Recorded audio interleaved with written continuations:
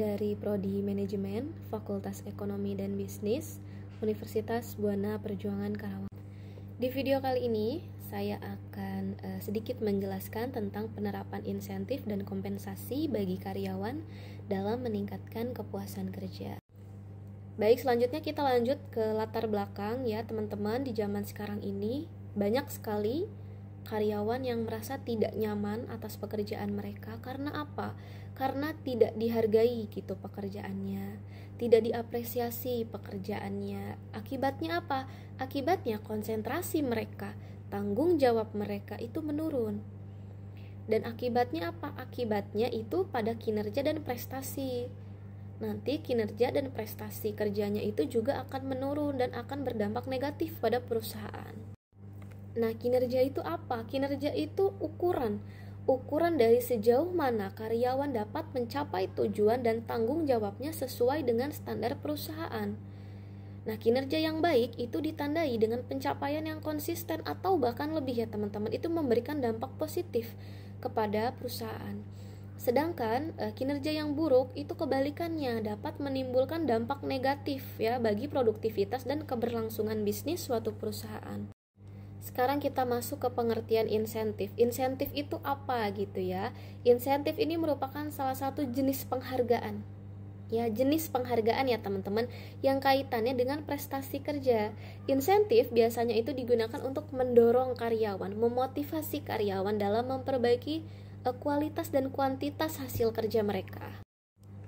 Nah, insentif ini juga diartikan sebagai bentuk pembayaran yang dikaitkan dengan kinerja dan gain sharing.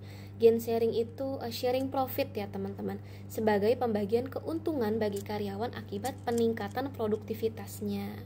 Sistem insentif ini merupakan bentuk lain dari kompensasi langsung di luar gaji ya teman-teman, perlu diingat ya. Dan upah yang merupakan kompensasi tetap yang disebut kompensasi berdasarkan kinerja atau pay for performance plan. Teman-teman masuk ke jenis-jenis insentif. Insentif itu ada dua, insentif finansial dan insentif non-finansial.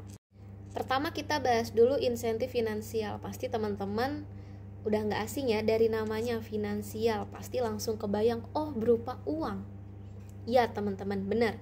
Insentif finansial ini biasanya berbentuk bonus, pembagian laba, komisi, tunjangan, dan lain sebagainya. Nah, kalau insentif non-finansial ini biasanya berupa piagam, pujian yang tertulis atau lisan, kemudian ucapan terima kasih secara resmi ataupun tidak resmi, kemudian mendapatkan promosi jabatan bagi karyawan yang telah menunjukkan kinerja yang baik dan dirasa mampu dalam jangka waktu tertentu, kemudian dapat mendali kepada karyawan yang cukup lama bekerja dan sangat loyal dalam bekerja. Nah, sekarang kita masuk ke tujuan penerapan insentif. Tujuan pemberian insentif adalah untuk meningkatkan produktivitas kerja individu ataupun kelompok. Fungsi utamanya adalah untuk memberikan dorongan, memberikan motivasi, memberikan tanggung jawab kepada karyawan. Insentif ini menjamin bahwa karyawan mengarahkan semua usahanya untuk mencapai tujuan organisasi. Nah, insentif juga merupakan strategi untuk meningkatkan produktivitas dan efisiensi perusahaan dalam menghadapi persaingan. Jangan salah ya teman-teman, karyawan akan sangat senang ketika mendapatkan insentif. Karena apa? Karena dia merasa kerjanya itu lebih dihargai. Otomatis dia akan semakin berkonsentrasi, semakin giat dalam melakukan pekerjaan dan juga meningkatkan prestasi kerjanya. Nah teman-teman, kita lanjut ke macam-macam insentif ya. Sebenarnya ada banyak, tapi saya ambil di sini ada 4. Yang pertama itu ada place work, insentif yang diberikan berdasarkan jumlah output atau barang-barang yang dihasilkan. Biasanya sistem ini bersifat individual.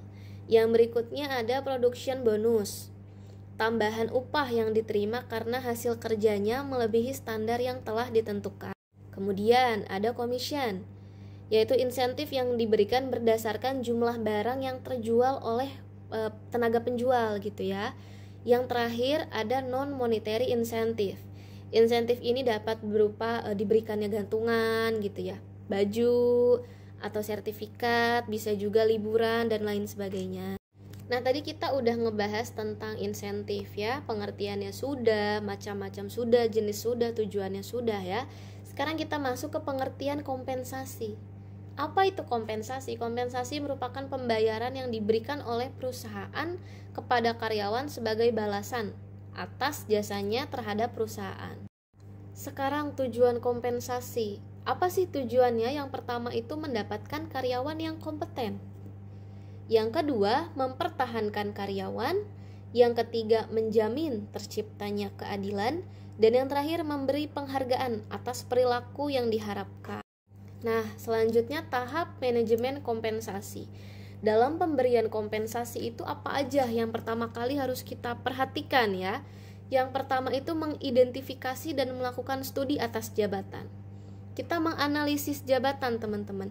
Deskripsi posisi apa? Deskripsi jabatannya apa? Standar jabatannya apa?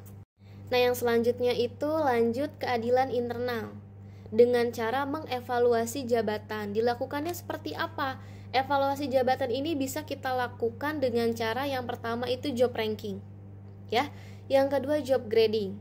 Yang ketiga faktor comparison. Dan yang terakhir adalah point system. Yang selanjutnya itu keadilan eksternal. Dengan cara survei gaji dan upah. Oleh siapa? Oleh Departemen Tenaga Kerja. Survei yang dilakukan itu bisa sendiri, bisa asosiasi profesional, bisa asosiasi pengusaha.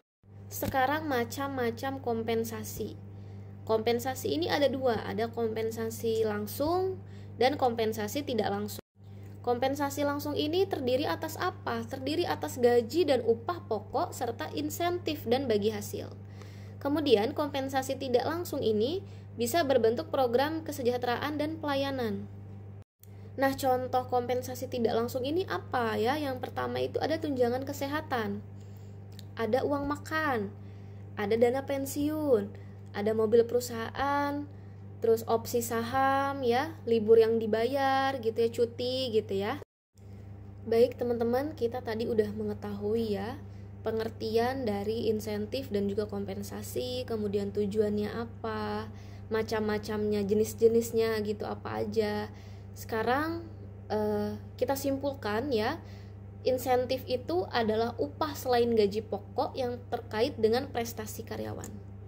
Sementara kompensasi adalah imbalan yang diberikan sebagai bentuk timbal balik atas hasil pekerjaan karyawan.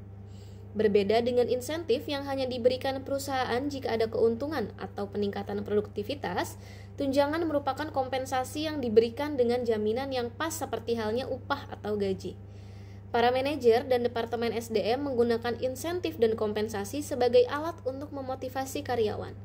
Jika kompensasi dan insentif diberikan baik, maka baik pula kinerja karyawan dan akan baik pula prestasi yang diberikan karyawan.